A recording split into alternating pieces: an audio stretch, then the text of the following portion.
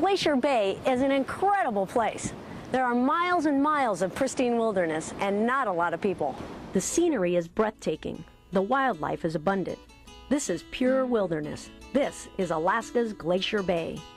My trip to this icy landscape was truly remarkable. I was amazed at the amount and variety of wildlife along the way.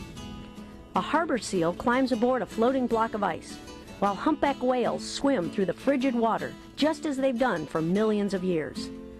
A mountain goat guides her young through a maze of stoops and ledges on the side of a mountain, only to learn a tough lesson in life. Let's go, I don't want to see it.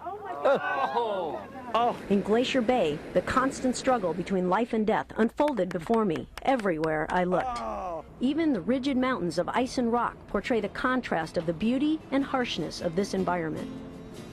When it comes to preserving this pristine wilderness, Glacier Bay is on the cutting edge of conservation.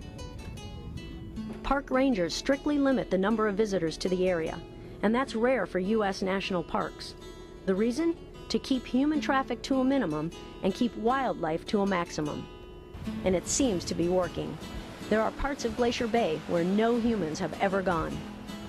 You can go for 100 miles in this park and never encounter a road or anything else along that line, and that's beginning to suggest a real wilderness experience, and I think that's the way it's going to be for a long time. Park Ranger Jim Brady says enforcing the limited entry system is crucial to protecting this last wilderness.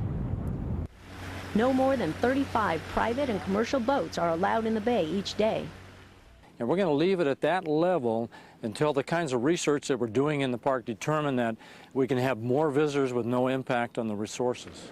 Alaska leaves a special imprint on every person who visits, an imprint that lasts a lifetime.